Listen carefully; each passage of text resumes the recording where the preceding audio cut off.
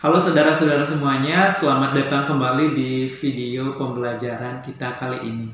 Nah, dalam kesempatan ini kita akan membahas tentang bahasa Inggris, yaitu bagaimana cara mengungkapkan sesuatu yang sudah lewat atau yang disebut dengan past.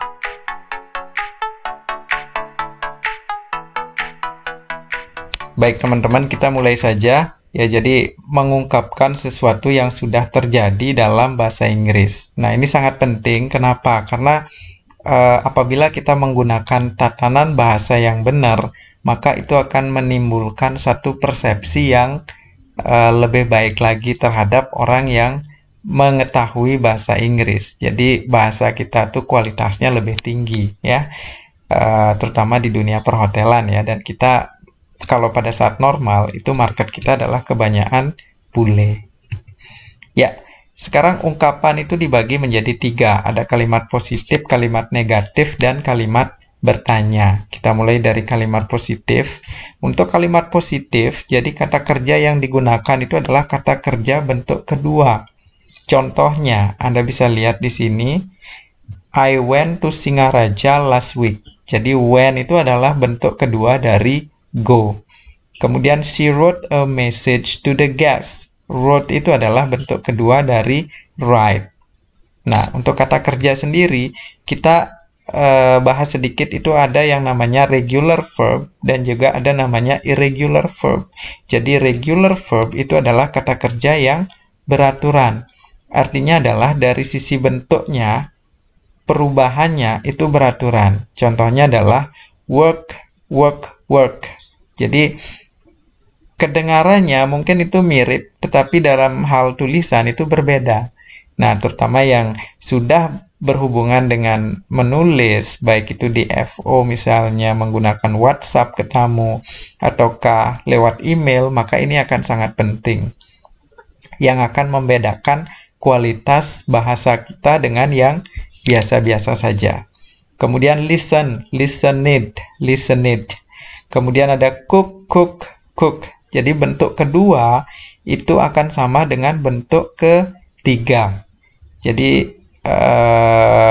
ini namanya verb 1, verb 2, verb 3. Untuk yang menggunakan kata kerja bentuk pertama, regular verb, untuk mengungkapkan sesuatu yang udah lewat, jadi tinggal ditambahin ed aja kata kerjanya. Misalnya kayak work ditambahin ed jadi work, seperti itu. Listen ditambahin ed jadi listened. Cook ditambahin ed jadi cook. Ya, siapa tahu misalnya save buat laporan yang sudah lewat, sesuatu yang sudah lewat di weekly report. Kemudian ada kata-kata memasaknya, then you have to use bentuk kedua. Ya, our team kitchen cook apa ya? Cook yang ada ed-nya.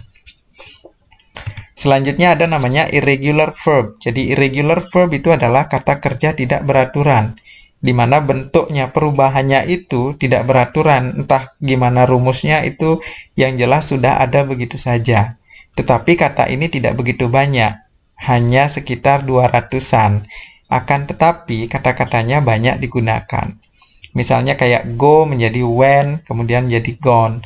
Buy, bought, bought. Write, wrote, written. Jadi ada yang perubahannya 1, 2, 3 beda, ada yang perubahan bentuk kedua dan bentuk ketiganya sama, ada yang mungkin tidak berubah sama sekali. Ya. Oke, itu sedikit tentang irregular verb. Nah, mana-mana aja kata yang merupakan irregular verb dan mana yang regular verb, itu tidak ada rumusnya. Jadi harus diingat aja irregularnya yang mana, sisanya itu pasti regular. Kemudian lanjut kalimat negatif. Nah, kalimat negatif, setelah kalimat positif ada kalimat negatif. Kalimat negatif itu adalah kalimat yang ada tidaknya. Ya, misalnya, saya tidak suka makan nasi. Itu namanya kalimat negatif. Saya tidak mencintai si dia. Nah, itu kalimat negatif. Jadi menggunakan kata bantu did not atau didn't dan kata kerja kembali ke bentuk pertama. Jadi kalau sudah ada tidaknya, kata kerjanya itu jangan pakai kata kerja yang bentuk kedua lagi, tetapi bentuk kata kerja yang pertama. Contohnya, Our guest, Mr. Smith, didn't take his breakfast this morning. Pakai didn't, kemudian take-nya ini kembali ke bentuk pertama. Kalau bentuk keduanya itu adalah took. Ya, kalau misalnya tidak ada didn't-nya, berarti our guest, Mr. Smith, took his breakfast this morning. The FO team didn't join the meeting because they had their own arrangement. Yang selanjutnya itu adalah kalimat bertanya. Jadi kalimat bertanya itu menggunakan did dan kata kerja bentuk pertama. Jadi sama seperti kalimat negatif. Tetapi dari sisi strukturnya itu berbeda, di mana kalau jawabannya yes atau no, itu did-nya ditaruh di depan. Tetapi kalau ada WH question, what, when, did, where, how, ya itu ada WH question-nya, kemudian baru did-nya. Contohnya, did you bring the order? Ya, jadi ada did pertama, kemudian bring-nya bentuk pertama. Kalau bentuk keduanya itu adalah brought. Ya, bring, brought. Kemudian, what did you give to the guest? Apa yang kamu berikan ke tamu? Ya, jadi setelahnya what itu ada did-nya, baru subjeknya, kemudian give-nya bentuk pertama. Kalau bentuk keduanya give, given, to the guest. Jadi itu untuk kalimat bertanya. Ya, semoga mengerti. Dan sekarang mari berlatih ya. Di sini saya ada satu quiz di mana kalian bisa mengerjakan ini. Cara mengerjakannya adalah seperti ini. Saya klik di sini coba ya. Nah, Anda bisa lihat di sini. Bisa menggunakan PC maupun handphone ya. Jadi silahkan dipindahkan kata-kata ini ke kolom yang benar. Apakah kata ini termasuk regular verb ataukah termasuk irregular verb? Misalnya pain.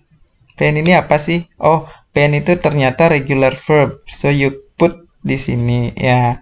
Write. Write-nya apa sih? Oh, irregular verb. Anda taruh di sini. Bisa taruh di sini.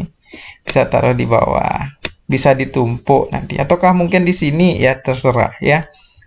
Kemudian kata-kata itu silakan Anda gunakan di sini untuk melengkapi kalimat ini.